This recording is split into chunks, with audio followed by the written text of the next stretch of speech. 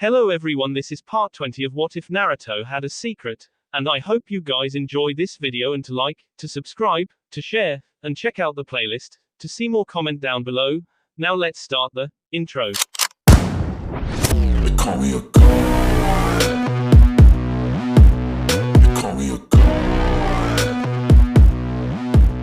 They call me a god. Join my membership, the perks are great. It's in the description. Uzumaki Naruto was moving out of instinct. One moment he had been in the arena, and the next he was performing a shunshin to the balcony.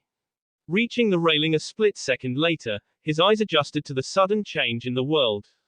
He had a moment to see the sheer chaos of swirling sand and a screaming redhead, before he was swept back into the arena by a whip of sand. Wincing from the pain, he forced his way through his surprise, performing a somersault to land on his feet.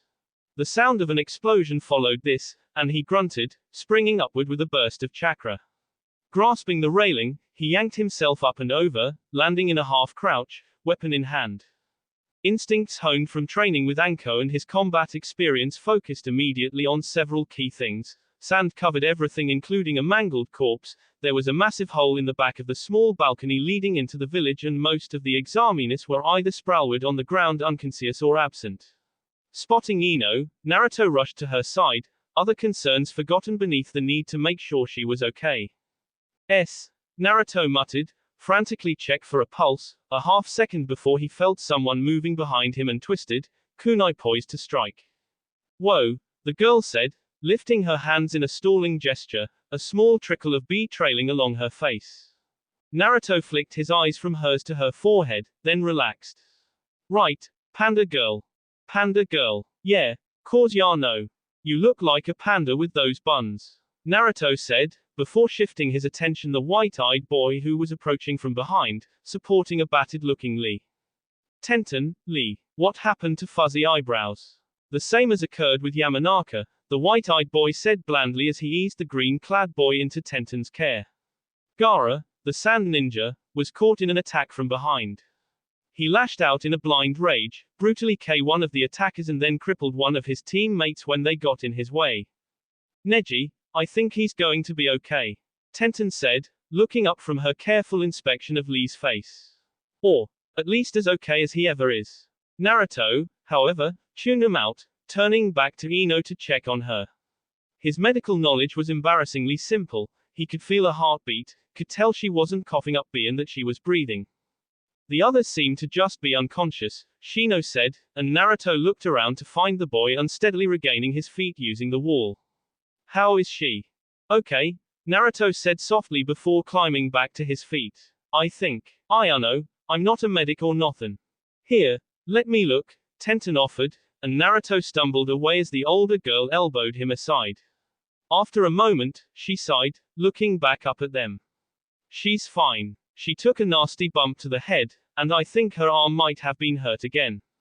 I suggest we gather all those unconscious and carry them to the infirmary, since that is our most pressing problem at the moment. Yosh, he is correct, Lee said, struggling to his feet unsteadily. Naruto opened his mouth to object, to point out that they had a whole arena full of people going crazy. Now that he had found out Ino and his friends were okay hurt, but alive, his every instinct was screaming for him to enter the fight. He knew Anko would be out there, and she would be having fun, and Naruto wanted to be doing the same thing. Actually, we have bigger problems than you think, Anko's familiar voice said, as she appeared as if by magic in the balcony, followed by an Anbu, whom she promptly killed with a kunai to the eye. Much bigger problems. Anko, Naruto, said startled, even as the others save for Neji and Shino produced weapons. Anko, however, ignored him for the moment, scanning the field silently before looking back at them. What the hell is happening? Nothing you need to know about, Anko said blandly, twirling her kunai absently. All you need to do right now is go after that Gaara prick. Look, Anko said, sighing as she fixed them all with a stare. We can handle the Anbu and whatever else is going on right now. Except for Gaara, and, trust me, from what Kakashi and the Hokage have told me, he's the bigger threat. Why? Naruto asked, feeling a cold chill race up his spine. He had never heard that tone of voice from Anko, anxious and afraid. He's got a lot of power, Anko answered, fixing him with an intense stare. A lot of power, and, when he loses control it's not pretty. From what I've heard, the Kazekage can't even control him when he gets to that point, and now he's loose in our village, while all of our forces are trying to handle this problem. So it is up to us to track him down and subdue him, Neji summarized before glancing at Shino, then Lee. However, I do not believe that all of us are fit for this pursuit. Score 1 for the Hyuga, Anko muttered. Naruto, take Buns and Whitey there after Gaara, okay? You others try to get these guys to the infirmary or something. We're wasting time, and I gotta get back to work. Naruto nodded, grinning. Oi, kicker, I always do, Anko said, flashing him an equally insane smile. Do you have any suggestions? Tenten asked worriedly. Yeah, Anko said, turning to head for the railing of the balcony. Don't get K. With that, Anko jumped back into the fighting, and Naruto, with a last look at Shino to convey his message to watch out for Ino or else, led Tenten and Neji out the hole after Gaara. That was the last one. Looking up at his assistant, the Hokage nodded, then glanced at the Kazekage, who was standing silently near the railing. Sandaime just couldn't fathom what was going on. All of their intel involving unity indicated a strategic strike, not mass chaos. It made no sense, but at least they had managed to get the Daimais and others to a secure room. Find the Anbu commander and, Sandaime trailed off, rubbing at his left arm to dispel a sudden pain. And see what else needs to be done. Myself and the Kazekage will try to help the villages. But, Hokage-sama, I'm the Hokage, I'll be fine. Now go. Watching as the man nodded and then hurried off, the old man sighed, approaching his much younger counterpart. Kazekage Dono, I believe we should provide what support we can. I have my own priorities, the Kazekage said curtly, his eyes scanning the arena before widening in surprise. It appears, Hokage Dono, that your village has more to fear than merely dealing with these fools. Are you referring to your son? Yes. The Sandaime paused, then closed his eyes, taking deep calming breaths. Although his left arm was throbbing with pain, he shoved it aside for a moment. His village was facing its greatest threat, an unstable boy with a demon sealed inside him. Is there anything you would suggest, Kazekage Dono? Prayer, the Kazekage said blandly. I am sure that your Anbu are aware of the danger he poses, hopefully they can subdue him. If he is forced too far, I fear this village will have to weather his wrath. Turning away, the Sandaime rubbed at his sea as the pain from his left arm spread. His breathing was growing labored, and he knew without being told what was happening to him. Still, he had a responsibility to his village, he had to protect its people. Glancing at the Kazekage, who was staring aimlessly at the battles raging below him, the Sandaime started off, only to stumble, growing dizzy. No. Shaking his head, feeling a chill sweep through him, the Sandaime forced his way through the dizziness and continued on with his task. Still, he knew, his days were shorter than even he had anticipated. He was Hokage, though, damn it, and he wasn't going to give up until he saw his job done. Anko grinned, her heartbeat pounding in her ears as she threw herself into a diving crouch, followed by a cartwheel. Dodging the hail of kunai that punctured every inch of the space she had occupied, she worked her way ever closer. She heard the curse of the rogue Anbu a split second before she struck, knocking his arm up as she crouched and spun, driving the kunai between the armor plates. D-damn, you, the rogue hissed as Anko s her palm into her weapon to drive it in deeper before yanking upward. A spray of B later, she was moving like a flash once more, like a ghost, avoiding the man's partner. Her adrenaline rush was in full force, coursing through her as she danced her way through another storm of metal. Spinning into recoil, she launched herself into the air, dodging even more weapons. They came dangerously close to her. She could feel the wind from the blades, but she managed to avoid that fate.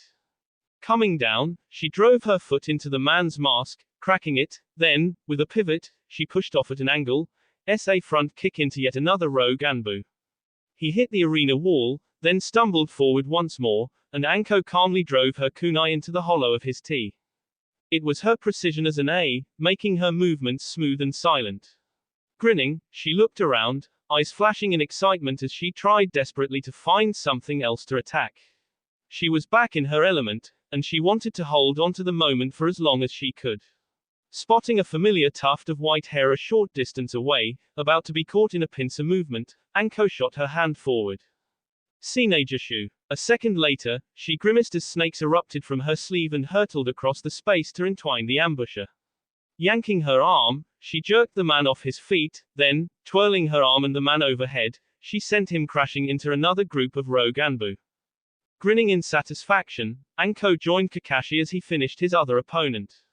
I didn't know today was my birthday. Wah, the masked Anbu commander managed, deflecting a stray kunai.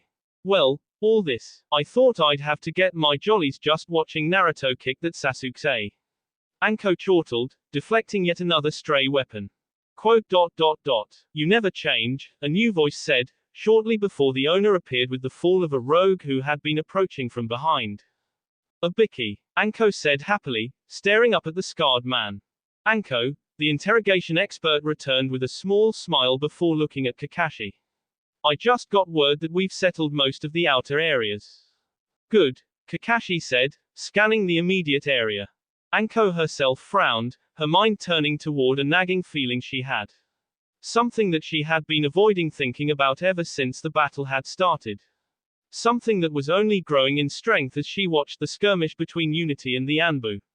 Why the hell are they doing this? Because they want one ruler, Obiki said sarcastically. No, Kakashi said, glancing at the man. I believe Anko was referring to why they are attack en masse. After all, the modus operandi has been small scale, playing things close to the cuff. Now they've gone public, and they're utterly ignoring the fire daimyo.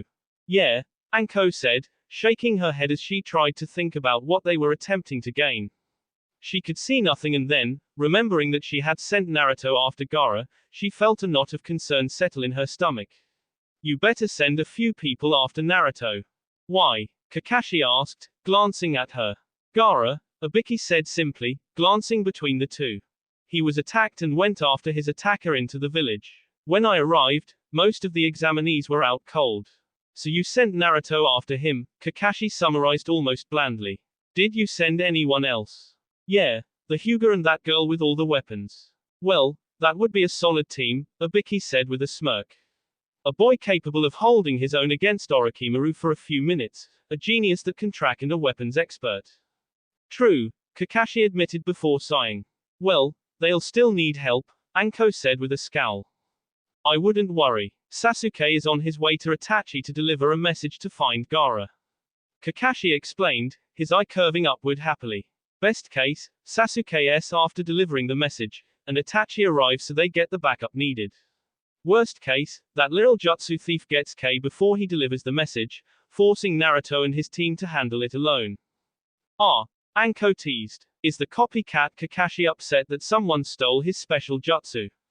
No, Obiki said, chuckling. Surely not the great copycat Kakashi, who's copied over 1,000 moves. Quote. Sometimes I wish the Kyuubi had just eaten you too, Kakashi said blandly. Being eaten isn't so bad, Anko quipped with a teasing grin on her face, amused by both men's blushes. I find it rather enjoyable, myself. With that, she darted back out into the fray, shoving her amusement to the back of her mind as she a distracted rogue in passing. Among the cacophony of clashing weapons and jutsu, Anko darted and weaved. In the space between heartbeats, she danced, bringing death and destruction in her wake, grinning a maniacal grin that only Naruto and Orochimaru had ever seen. Her jacket was shredded, her fishnetting in places, and still she lost herself in the sheer joy of the S. Yet, despite her business with bringing as much death as she could to her enemies, she kept checking the link between her and Naruto. Because she knew Gaara was not the only thing they had to be wary of. What Naruto had inside him was potentially more dangerous. More importantly, however, she kept checking to make sure the closest thing she had to a brother was still alive. That was the 15th body, Naruto thought darkly as he followed Neji away from the rooftop. They had been at this for nearly an hour, trying desperately to catch up with Gaara, especially after they had discovered the first body. You would think it'd be enough to KO your attacker, but no, the boy was leaving a trail of corpses behind him, each more gruesome than the last. To make matters worse, Naruto could still see skirmishes going on as they raced after Gaara. True, it wasn't like earlier, a near riot, but still. Naruto had to keep beating down his urge to deviate from his path and help, settling instead on the occasional cage bunshin. Still, he wondered how he got himself talked into this. He remembered, of course, Anko telling him to go after the redhead, but he was seriously beginning to think this was a waste of his skills. After all, there was fighting going on all around him, and he was stuck chasing a ninja. Naruto, for all of his skill, brilliance and roguish good looks, did not have the patience to deal with an invisible enemy. Turning his gaze away from yet another brawl between Konoha nins, the blonde forced his mind onto another topic. Mainly Sakura, how she could have still cheered Sasuke, and how he had finally accepted what Anko had told him so many months ago. Naruto had never really known her, he knew she could be bossy and a tad violent, but he had always believed she would at least be able to see past a crush for the important stuff. Instead, she was still blindly devoted to that prick of an Uchiha, and Ino was still hurt, and Naruto wanted to make something be. Still, he couldn't help but realize something very strange about how things were going. That Uki had Sakura and Ghosty, the boy currently acting as a tracker, had Panda Girl. At the rate things were going, Naruto would end up with either the psychotic B or I. Something's been bothering me, Tenten said, her tone anxious, utterly unaware that she had just derailed Naruto's thoughts. Oi, what about? The loud ninja asked, shoving his thoughts and annoyance to the back of his mind. We know our specialty's weapons and tracking, but not yours. What, exactly, do you specialize in? Huh, why do you need to know? Because the more we know, the better our strategy.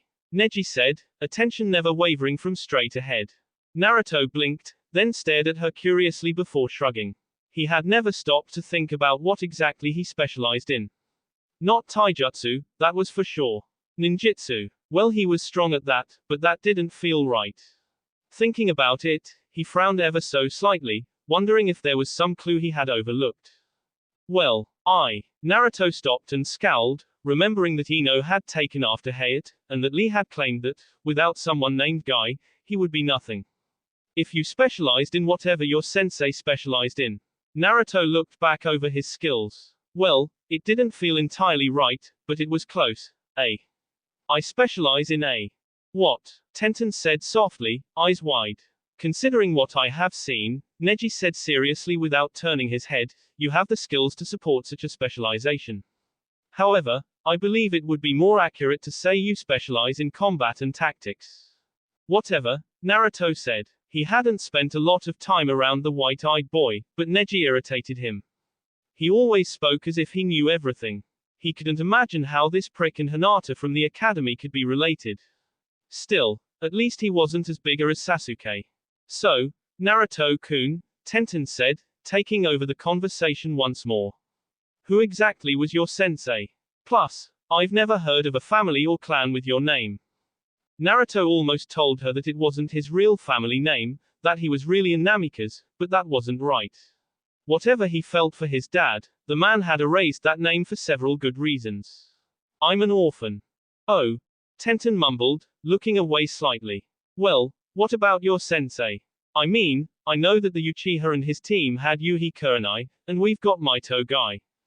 I would hazard Gekko Hayate, Neji said blandly, judging by how the Yamanaka girl handled her sword. Well, when I was transferred to the team for this exam he was. But then my sensei took over for some reason. Naruto offered, shrugging, I might have asked why, but you met her just now. Anko is your sensei. Neji said, his tone turning cold, then at Naruto's nod it became glacial. Mitarashi Anko, student of the Sanin Orochimaru. That Anko. Yeah, Naruto said, blinking. You got a problem with her. She and her sensei K several of my clan while developing their taijutsu style, Neji grated out harshly. What the hell do you know about it? Naruto said angrily, his mind replaying everything Anko had said to him a few months ago. Pampered little bastard. Don't talk to Neji-kun like that. Tenten said angrily. He is a member of the Hyuga, the strongest clan there is, and he has every right. Not another, my clan is the strongest, bastard. Naruto said, voice rising in anger. Plus, she's sorry for all that s. You don't understand what it's like to be so desperate for acceptance that you'd do anything. First, Neji said, finally looking away from the path they were following, do not mistake me for that pretentious Uchiha Sasuke. Hyuga are the strongest, but it is the clan itself, not the individual members. Any one Hyuga can be overcome, but as a clan we are the strongest in the leaf. There is, after all, a difference between justified arrogance and pompous stupidity. I don't see a difference, Naruto said darkly. You're both stuck-up bastards. Second, Neji continued as if he hadn't heard Naruto, there is no excuse for what she has done to my clan. She is forever an enemy of the Hyuga. Like I said, you're exactly like that bastard Sasuke. Naruto said, as he spotted another body which brought him back to the situation. So does anyone have a plan? I have an idea, Tenten said almost cautiously. His sand is the biggest problem for us, right? I noticed that when Neji-kun used his explosive notes in his match, it was momentarily rendered useless. If we have at least one person providing explosive attacks, then the two best at combat could strike. It is a sound plan, Neji said with a curt nod. However, we are entering an area of the village I am unfamiliar with, and our target is still ahead of us. Naruto blinked, then grimaced. Now that Neji mentioned it, Naruto realized where they were. Still, he had a job to do, and, no matter what, he had to stop Gaara. Better here, in the slums of Konoha where almost no one lived than in the more populated areas. I know where to go, Naruto said sourly. Where? There. Naruto nodded at a taller and slightly less decrepit building. We can see him off there, trust me. He does appear to be heading toward that building, Neji allowed, his tone guarded. However, I don't see how to arrive before him on our current path. I know a shortcut. How can you be so sure? Neji asked as the group shifted directions, with Naruto taking the lead and Neji watching Gaara. "'Cause," Naruto said lamely. "It's my apartment." Hinata couldn't believe what her world had become. In a matter of a minute, she had gone from watching the match between that awful Sasuke and Naruto-kun to trying to evacuate the villages during an apparent revolt. It was mind-boggling. Still, the heiress was thankful that at least the enemy were ignoring them, and she hoped that Naruto was safe. Using her Byakugan to confirm that her teammates had the last of the villages from this section of the arena, she froze. The immediate section was clear, and she had stretched her sight, looking further, and what she saw made her pause. It was impossible to say what shocked her more, the fact that 3 Academy ninja were purposely attacking a group of rogue Anbu, or the fact that the Hokage was struggling toward them. Focusing even more on the scene that had frozen her, she felt her mouth gape slightly. What medical training she had, one of her stronger points, told her that the Hokage was seriously hurt. Asuma-sensei, Hinata said in her whisper-like voice. Still, the bearded man heard her. He had learned long ago to keep her close by, since she was not a combat type. What is it, Hinata? The girl winced as one of the Academy students took a hit. There are 3 Academy students in the next section attempting to engage Rogue Anbu and, Anu, the Hokage is rushing to intervene. However, he looks very bad, Asuma-sensei. Shikamaru. Choji. Asuma shouted almost immediately. Follow us. A minute later, Hinata was racing alongside Asuma, feeling a knot of worry forming in her stomach. The Hokage had engaged the Anbu already, but the more she saw, the more certain she became that he was very unwell. A second later they arrived, with Shikamaru using his family technique to bind the Anbu, Choji rushing forward to grab the 2 nearest children, while Hinata moved to tend to the unconscious boy, and Asuma moving to take care of the 2 Anbu. They were a very efficient team, after all. The minute it took for Team Asuma to arrive and take matters into their hands, the Hokage had finished his first Anbu. Then, he stumbled and clutched a seat for support. Hinata was there in a heartbeat, followed by Asuma, who was chewing his cigarette nervously. Anu, are you okay? Hinata managed, reaching out to help the old man to a seat. He brushed her off, a weak smile on his face. I'm fine, just fine. Not as young as I used to be is all. He paused, taking a sharp breath and rubbing at his sea weakly. Are there any other villages? No, Asuma said, reaching out to put his hand on the old man's shoulders. Maybe you should sit down, Hokage-sama, get some rest. No, the old man said thickly, trying and failing to continue supporting himself with the seat. Hinata reacted a split second behind Asuma, both shinobi grabbing the old man to attempt to arrest his fall. Hinata's mind was flashing through the basic medical information that she had, taking note of the rubbing of his sea and the shortness of breath. Paleness and sweat. Anu, Hokage-sama, Is your left arm, Anu, is it hurting? No. Well, it's nothing really. Sandaime said, his eyes flickering to her before back to Asuma. Asuma said, hurriedly taking the man into his arms and standing. The Jonin spared a moment's attention on the two males of his team holding the other two hurt and irate academy students. Shikamaru, Choji, bring those two. Hinata, bring that other one and follow me. We have to get to the hospital. Yes, Hinata said, shoving her nervousness down, aware that the Hokage's life now hung by only a thread. Gathering the unconscious boy into her arms, she followed after Asuma, fighting the urge to tremble and fall apart. Still, she was a Konoha ninja, and, right now, her Hokage needed her to be strong. All she could really do, besides tending to the boy in her arms and rushing after Asuma, was offer her prayers. The sand moved silently, the whispered voice craving B, as it raced unnoticed parallel to the fleeing ninja, before whipping around and arching up to form a wall. The ninja hit the wall hard, and before he had a chance to recover, the wall of sand collapsed, encasing him within a cocoon of sand. The man's shout of surprise became a scream of pain and terror as the sand tightened around his body like a massive fist. Standing on the opposite rooftop, arms crossed, Gaara watched with a maniacal grin on his face and a sadistical joy in his heart. The crunching of bone as it snapped from the pressure, the gouts of B and bellowing screams as the ninja hemorrhaged. It was such a magnificent and beautiful thing, and lifting his hand methodically, he felt his mother cry out for the release of even more wonderful B. He squeezed his hand, slowly crushing the final dredges of life out of the man. Grinning, he snapped his fist shut, finishing his gruesome display in a spray of B and sand. A shiver delight raced up his back, while his mother feasted in delight, and without warning his head throbbed and his body screamed to release his full power. He struggled against it. He didn't want to now, but the earlier blast had awoken the spirit that dwelt inside him. Collapsing to one knee, he clutched his head and squeezed his eyes, grimacing as he fought for dominance. It was a losing battle. He could feel his armor of sand cracking, crumbling, and the voice of his mother urging him gently into just letting go. He was losing control, he was losing. Opening his eyes, Gaara looked up as three Konoha ninja arrived. A sick and dark amusement welled up from the spirit that was claiming his mind. Even more of his armor chipped and then peeled away, and Gaara couldn't help the deep, ominous chuckle that escaped him. What the hell is wrong with him? I am unsure if this was a wise course of. You that are strong, you that have ambition, you that has companions.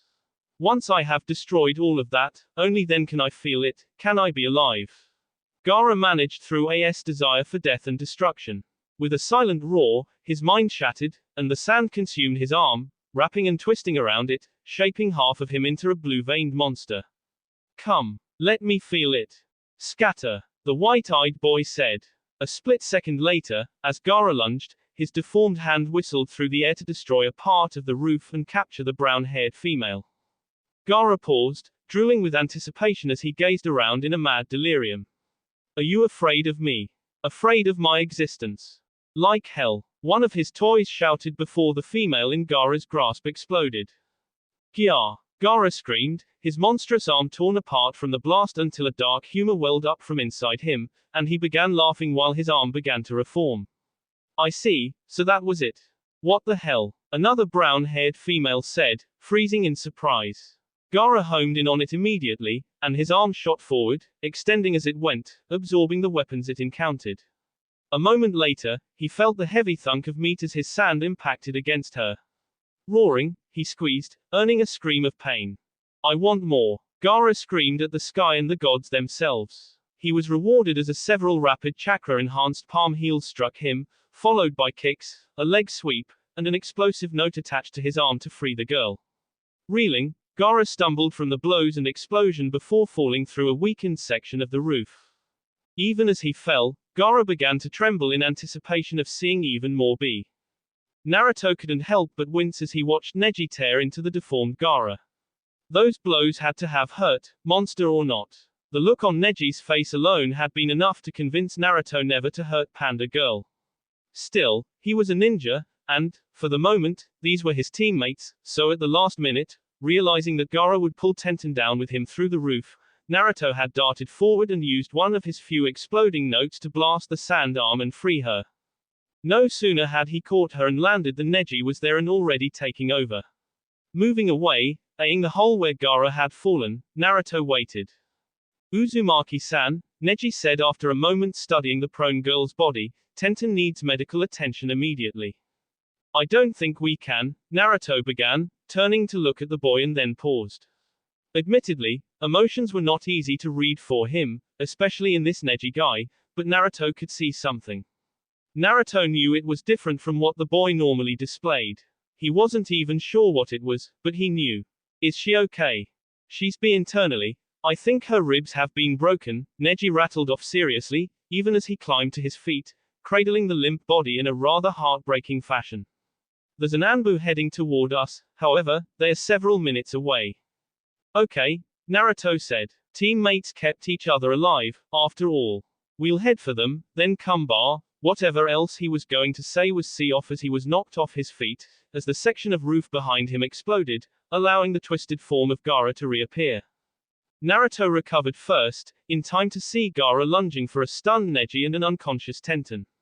It took only half a heartbeat to react, a shunshin which was surprisingly painful later. He was between Gaara and his two teammates, a jump round kick into Gaara's face, which sent him hurtling across the rooftop.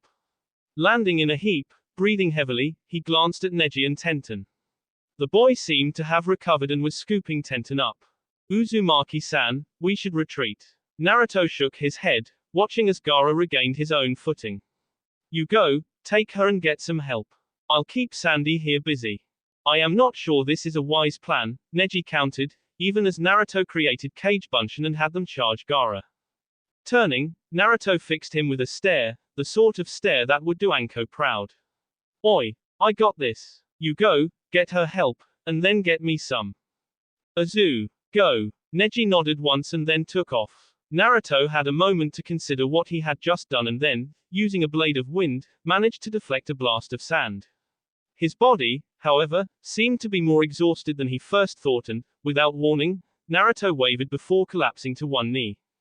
Struggling his way up once more, he locked eyes with the monster across from him, noting almost absently how cold and lonely they seemed. What's the matter? Aren't you going to run away too? The deformed ninja across from him taunted, saliva trailing from his mouth. I don't run away. You're protecting them, Gaara said, his features contorting slightly. Why? What do they mean to you?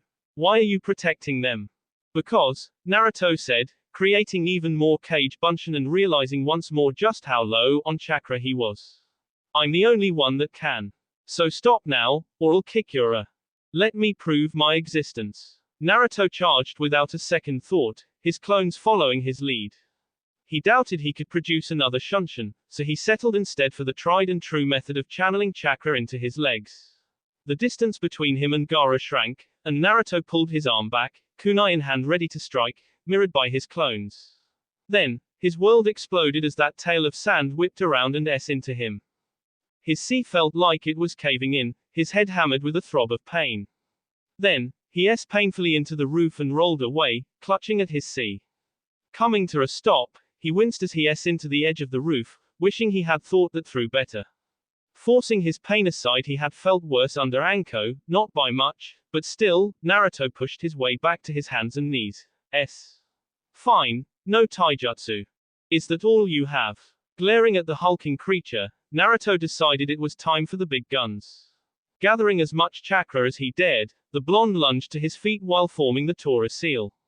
Futen, Daitopper. A second later, Naruto watched in satisfaction as the gale force winds into Gaara, throwing him bodily backward. However, that attack had no other real effect, except to cave in the wall of the building behind him. See it short, Naruto stumbled, head swimming. He had used a lot more chakra than he had intended, and, worst of all, Gaara was already on his feet and laughing, completely unfazed. The blonde prepared for an attack, but watched in muted fascination as the boy crouched, the sand spreading even more until his entire upper body was now deformed and covered in those thick blue veins. I fight only for myself. Gaara shouted, and Naruto started to charge until the boy crossed his arms and swung them forward, sending blasts of sand at him. Soon as shuriken. Naruto cursed and tried to perform a shunshin, only to feel his body jerk in pain from the attempt. It was too late, however, and he was caught in the hail of sand shuriken. It was all he could do to cover his head and see with his arms. Not that it did much good, since he was knocked off his feet and sent into the edge of the roof once more. Coughing, the blonde rolled over onto his side, then tried to push himself upright. He collapsed and then tried again, wincing as his body reported just how much he was hurt. What the hell is he? Naruto murmured to himself in a daze, staring up at the ninja that was now more monster than human. Whatever had been Gaara was gone, all that remained was a creature made up of massive arms that ended in oddly shaped hands, a curving, spiked tail, and those sad, insane, gold eyes. What's wrong, afraid of me? To fight for yourself, or to fight for others? Just love yourself. Naruto, shaking his daze off, struggled to his feet. He didn't waste the time on thinking of what to say, instead he thought desperately toward how to win this fight. He was low on chakra, alone, outmatched, wounded. But he refused to stop. Fight only for your own sake. That is the way of the strongest. Gaara taunted, flexing those odd clawed hands of his. Come on, fight me. Show me the power that you think would make you Hokage, and I'll crush it. With a wordless roar at the insult, Naruto charged, forgetting about why he was even fighting. Despite what Kakashi had said to Anko earlier, he really had hoped that Sasuke would reach Itachi. He knew that Naruto was strong for a genin, probably the strongest one at the moment, but Gaara was a very large threat to the village. He had seen the reports, had heard the cobbled together case history. Gaara was basically uncontrollable, especially when he gave in to what was sleeping inside him. Plus, there was the little matter that Naruto was his sensei's last living relative, and he would hate to have the boy's death on his hands. So, when Kakashi received word that Sasuke had turned up on the other side of the village, without having ever made contact with Itachi, the commander was understandably pissed. To make matters worse, despite having for the most part settled the fighting outside arena, he couldn't spare any Anbu. So, when he received a garbled report from an Anbu who had just returned from a long-range patrol, he had felt a moment of joy. He had issued his orders and left it at that. After all, any Anbu was better than none. Or so he had thought, because now he was receiving yet another report from the previously assigned Anbu and was feeling a great deal of annoyance. Why? Because the Anbu he had assigned to relieve Naruto was busy playing nurse to Neji, while rushing Tenten to the hospital. To further increase the commander's irritation, apparently a new outbreak of unity was occurring near said hospital, where the Hokage was currently being attended to after suffering a heart. He had managed to send Ibiki to gather Itachi and his team, so that they could handle the unity near the hospital. Which meant he was now actively hunting for the only person he knew that could take 2 spare green recruits and provide decent backup for Naruto. Mitarashi Anko, who was currently anything that even came within striking distance and she did not see as a friend. Ducking the of his own enemy and then shoving a kunai through their T, he studied her between opponents, thankful that Naruto would never know how accurate he was in calling her a psycho. Stepping and spinning to slip past another attacker's guard, Kakashi shoved a poisoned kunai into their ribs and continued on toward Anko. His Sharingan could make out the faint traces of bee flecking her skin and hair, and he shivered. She was brutal. Then again, she had earned the nickname Reaper for a reason. Kakashi parried a block, knocking the arm up while a front kick into the rogue ANBUC. By the time the man landed and rolled to a stop near Anko, Kakashi had covered the distance, kunai through the air.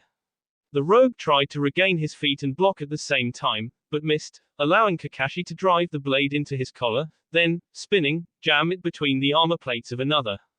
Niece, Anko commented, a sadistic grin in place as she another rogue Anbu.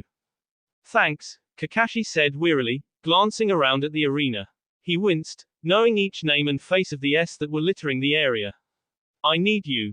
Not now, Anko said, eyes darting to another rogue Anbu. But after we're done here you can have me. Not like that, Kakashi said. Anko, Sasuke never made it to Itachi. He got sidetracked and Naruto's alone, fighting Gaara. He was surprised by the sudden shift in her attention, along with the sheer malevolence radiating off of her. What? Neji and Tenten were injured, and Naruto covered their retreat, Kakashi explained, motioning for the 2 Anbu he had selected earlier. I don't have anyone to spare, most of us have to stay here, and the military police are straining to keep the villages under control and unity pockets from spreading. I sent Itachi and Ibiki to the hospital because unity was in the area, and the Hokages there in critical condition. You talk too much, Kakashi, Anko snapped. I'm going to help Naruto. Then, as if he had no say in the matter, she took off, anything that got in her way. Her backup was several steps behind her, muttering that this was a very bad idea. Great, Kakashi muttered, moving back into the fighting. I must be getting old. I just sent the Reaper to help a boy that managed to hold off one of the Sannin.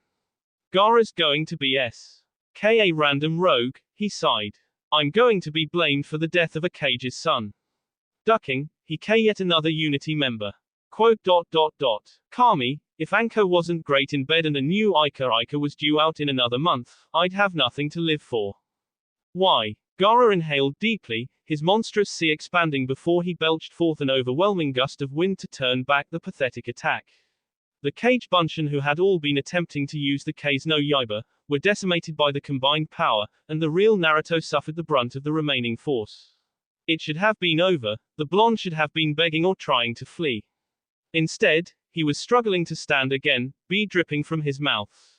Why? Gaara hurled another blast of Sand Shuriken, knocking the boy down once more. Naruto started to rise, shaking his head as he reached his knees before collapsing. Still, he tried to stand yet again. Wouldn't. Gaara lashed out with one of his massive hands, the boy into the roof and then pressing down. He was rewarded with a scream, but when released, the blonde tried to rise once more. Gaara roared and launched himself through the air, but his prey dodged to the left and tried hit him in the face with a blade of wind. Reeling from surprise, Gaara lashed out, satisfied to hear a crack as some bone was broken. Turning, he glared at the figure, who was struggling upright. Stay. Gaara hesitated, watching, his mind unable to comprehend what he was seeing. He stumbled, head throbbing, as he remembered his uncle, remembered what it used to feel like when he believed he was loved. When he had something precious. Gaara lashed out in a blind fury, decimating the buildings around him and the boy before him. Down. Gaara felt his breath coming in shorter his mind and heart tearing themselves apart as he tried desperately to understand why this Naruto would keep getting up. Why didn't he stay down? Why didn't he beg? Why didn't he run away? Why didn't he fight for himself? How could he be this strong? Why was he this strong? I'll never. Naruto hissed through clenched teeth, his hands balled into fists. Gaara lashed out, not knowing the answer, but knowing how to silence the disquiet growing within him. If he this boy, he could prove his existence. Could prove that he was right. That you had to fight for yourself. He launched Sand Shuriken after Sand Shuriken, blast of wind after blasts of wind, the boy into the roof with his hands. Sprays of screams, pain. None of it soothed his shattering mind. It only got worse as Naruto tried, failed, then tried to stand again. I won't give up, even if I won't lose. Naruto slurred, dribbling from his mouth. You're not going to beat me. Why? Gaara raged, knocking the boy down yet again. Why? Why do you get up? Why do you keep fighting? Are you fighting for those that abandoned you? Love, whatever the reason, to fight for others. You can't beat me unless you love yourself. I fight for myself. That is my strength. He watched as the blonde rolled over, coughed up and, with shaky legs, stood. He watched as the boy stumbled and tried to maintain his balance. Why are you going so far? You should run away. Why do you keep getting up? Why are you going so far? You should run away. Why do you keep getting up? Those words echoed as if from a deep well, and Naruto shook his head. He couldn't concentrate, all he knew was that he had to get up, that he had to fight. Only as he struggled to his feet once more did he realize he had nothing left. Clenching his eyes, he concentrated, grasping for even a shred of his chakra. He felt his body make contact with the roof yet again, but slowly he started trying to stand, digging deeper than he had ever dug before. Yet, he couldn't concentrate enough, the pain was almost too much, and he was distracted by a distant voice screaming one word as he was battered. Why? Because, Naruto said in annoyance, crossing his arms, if you don't, then who will? Naruto dug deeper. Why? I wonder if Anko will scream. No, I think she'll cry. Because I'll tell her you could have stopped me and didn't. You won't touch her. Naruto coughed in a spray of but dug even deeper, desperate. Why? I'm tired of people telling me what I can't do. That I can't be a ninja. That I can't reach my dreams. I'm going to get to that damn application, I'm gonna sign it and I'm going to present it. And then I'm going keep kicking her until that old man has to make me Hokage. Naruto dug deep and grabbed something magnificent, something powerful. Why? Because he would be Hokage someday, he couldn't stop, would never stop fighting. He had to keep getting back up because he had to protect his village. For my precious people, Naruto's mind screamed in answer, because I'm going to be Hokage. To a Hokage, every single person in the village was precious to him and he had to protect them. He was not going to let Anko, the old man, Iruka, Ino, Shino, or anybody else down. He would protect them. Naruto held what he had found tightly, and he could feel his power. A chakra equal to when he had fought the Kumo Ikki, equal to when he had fought Orochimaru, it was coursing through him. His body no longer hurt, the pain was fading, and the exhaustion. Slowly, still unsure of himself, Naruto stumbled to his feet one more time and met those odd, lonely, golden eyes. Why do you get up? Gaara roared in a berserker rage. Because I'm going to be Hokage. Naruto roared right back, charging as he formed his favorite seal. A second later, 10 Narutos filled the roof, attacking in unison. Gaara stumbled from the first O, caught by surprise with the boy's new enthusiasm. Naruto didn't let up, he kept hurling clones at the boy, then hastily wrapped a kunai with an explosive note as he charged along with several clones, roaring a distraction. Uzumaki Naruto, Cage Bunshin Body S. Gaara rounded, lashing out with both arms, catching and crushing numerous clones, allowing Naruto to use others as a springboard to clear the boy and come down in a crouch behind his enemy. Landing, the blonde Winston then created another Cage Bunshin to throw him clear, as he left behind every explosive note he had left. There weren't many, but the amount should get some sort of response. Naruto hit the ground round, twisting his body around and rolling from the impact, as the first note went off, setting off a chain reaction that engulfed the hulking monster in an explosive cloud while destroying the few remaining clouds he had left. As the smoke cleared, Naruto got to his feet, shaking his head to try and clear it. Turning his gaze toward his opponent, he felt his stomach drop. There was another massive hole in the roof and the monstrous form of his enemy was disfigured, but it was already reforming and seemed to be expanding. He needed more, that form was too powerful, but he wasn't sure any of his techniques would actually do any serious damage to that damn thing. So the solution would be, Naruto realized with surprise, peeling Gaara out of it, and if a single technique wouldn't do the job then, lifting his fingers, Naruto created a dozen Cage Bunshin. Without a word they charged the stunned enemy and took up the Tora seal. With a final surge of chakra, Naruto ran for all he was worth and then using the back of a Cage Bunshin jumped, forming his own Tora seal, and a second later 13 futon Daitopper were unleashed on a single target simultaneously. The blasts created a backlash that not only destroyed the Cage Bunshin along with their target apparently, but sent Naruto somersaulting out of control, as it tore gouges out of nearby buildings and collapsed a good portion of the roof. Naruto hit the ground with a bone-jarring thud, with enough force that he was stunned into immobility, but that didn't last long as the roof began to sack and a frantic Naruto desperately got to his feet. A loud and devastating crack shook the building, and a large portion of the roof in the far corner crumbled, followed by the space that Naruto had been standing on falling half a foot. The blonde was confused and terrified, but rallied enough to scramble back up, but the building was shifting again. With an ominous rumble, it tilted to the right viciously, nearly throwing Naruto off the roof. Kami, what had he ever done to deserve this? Then, with a thunderous crash, the building crumbled, and Naruto went tumbling end over end, only, the building hadn't crumbled. It had been blown apart. His eyes saw a massive blue-veined arm, or at least a portion of it. It was so massive, and he was so close, that he had no scale for reference. But he knew that this was Gaara unleashed and that he had no hope of stopping this thing. Naruto, however, had no use for despair and, creating even more Cage Bunshin, used them as stepping stones as he tried to climb skyward towards the head. Maybe he could hurt it if he struck the eye. He had to try something. Apparently Gaara noticed him, because suddenly Naruto was forced to perform a painful shunshin to avoid a massive arm as it s through the space where he and his clone had been. Creating another Cage Bunshin, Naruto hurled himself toward the monster's face. His momentum allowed him to escape the arm, but he fell short of the head. One last cage Bunshin solved that, and now he was standing on the snout of the massive sand creature, panting and sweating. Eyes darting left and then right, he tried to find something to strike, or some way to hurt this monster. There was nothing else for it, he'd just have to run up there and cause as much havoc as he could. Aura! A blur of speed, Naruto darted forward, fighting for his balance, left arm swinging back to search his weapon's pouch. An explosive note in the middle of the forehead might do it. And then he was jerked to a halt. Looking down, he swore, finding his ankles trapped in the surface of the monster.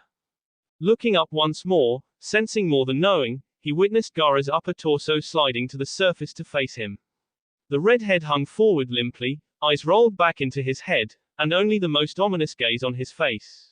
Thank you for keeping me entertained. Naruto struggled, knowing that he didn't have long before he was K and this bastard was set free on the village. I'm not going to K you. First, I'll let you watch. I'll destroy your existence here and then I'll K you. Gaara intoned, his voice a mockery of humanity. My existence will continue. Naruto knew the futility of it. The kami had never answered his prayers before, but this was not just for him. This was for his village, his precious people. Clasping hands together, he concentrated every erg of himself into this, prayed for the chakra he needed to be there, and then looked inside himself. He found it. It was dark and tainted, but it was there, beneath his own chakra, flickering and waiting for him, and Naruto took it. He felt his skin burn, he felt the sand release him from the sudden burst of chakra. Without hesitation, he started forming seals that he had never formed, had never thought he could use.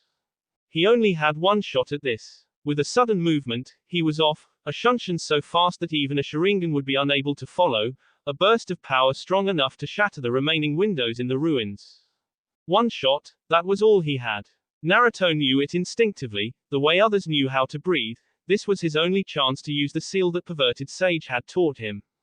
"Ya!" Naruto shouted, thrusting the activated Gogyu Fuin towards the surprised boy's stomach. The sand, which had been surprised into inactivity, burst forth, grasping his ankles desperately with bands and another band around his waist. For one horrible moment, Naruto thought he had failed, that he had been too late. Then, there was a small flash of light as his outstretched, blue and red glowing fingers connected with Gaara's stomach. Those insane eyes stared at him in disbelief, then looked around as if unable to believe what was happening.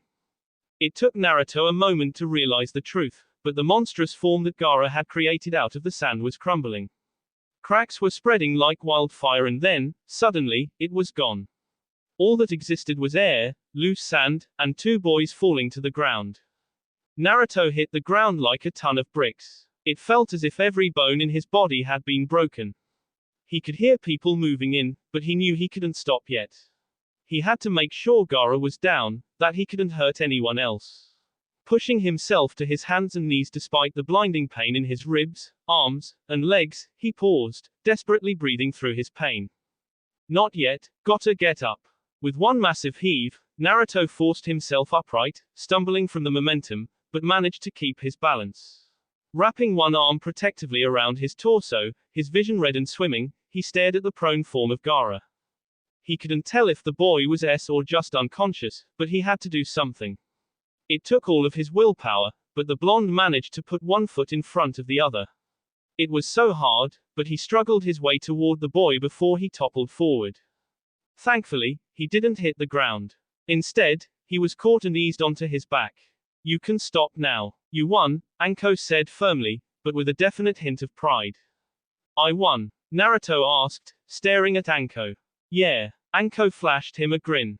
You kicked his A. I always do, psycho. Naruto managed and then happily let his exhaustion take him. Legends don't they just fade away. It was a widely held belief among the villages in every country, from Kaminari no Kuni to Kase no Kuni. Taken as a gospel truth by all, save for the shinobi. Shinobi knew the truth, that legends did painfully and usually alone, but always as a legend. Nowhere was this knowledge more prevalent than among Konoha shinobi. They had produced a great many legends, including what they and many other countries however grudgingly considered the greatest legend, the Yondaime Hokage. A hero, a legend, strength and power unmatched. Supreme in the last great shinobi war and the final victim of the Kyuubi no Yokai. They had been witness to the legend's triumph and his crushing death. So, Konoha Shinobi knew, better than anyone, that legends did painfully and alone. That was why, in all of the shinobi villages, Konoha was considered unique. They knew the true fate of legends, and they would still watch. Would still cheer. As Konoha brought order to the chaos in the Chunin arena and the surrounding area, as heroes stood tall and proud, there was a roar that held the air, and all eyes turned to the sight of yet another demon destroying their village.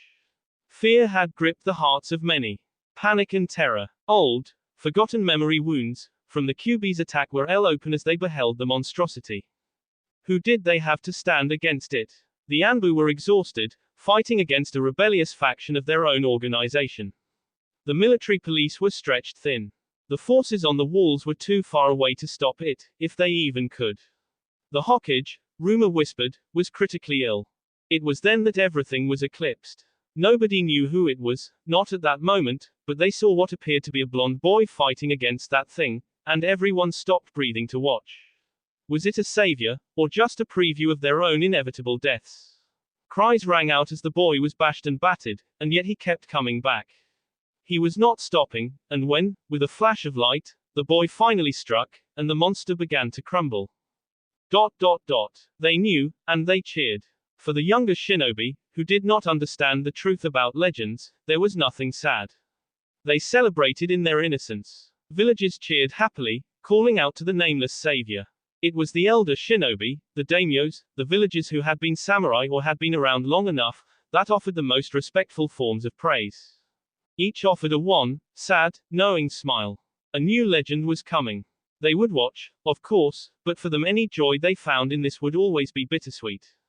Still, this was the moment it all started, the beginning ascension of the brightest star of the current generation. Uchiha, Hyuga, Anbu, military police, all others were forgotten.